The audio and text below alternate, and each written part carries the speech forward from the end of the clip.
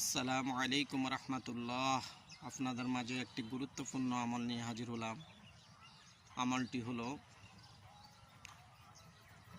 বিসমিল্লাহিল্লাযী লা ইয়াদুররু মা ইসমিহি শাইউন ফিল আরদি ওয়ালা ফিস সামাই ওয়া হুয়াস সামিউল আলিম।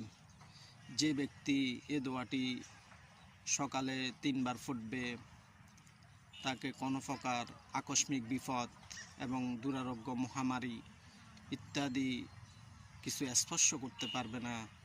এবং সন্ধ্যায় যদি 3 বার পড়ে বিসমিল্লাহিল্লাযী লা ইয়াদুররু মা ইসমিহি শাইউন ফিল আরদি ওয়ালা ফিস সামাই ওয়া হুয়াস সামিউল আলিম,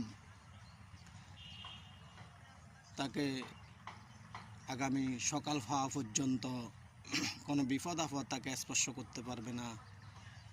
তাহলে আমরা এই আমলটি করি সকাল সন্ধ্যায় 3 বার। আল্লাহ পাক আমাদেরকে সবাইকে আমল করার তৌফিক দান করুক। আসসালামু আলাইকুম রহমতুল্লাহ।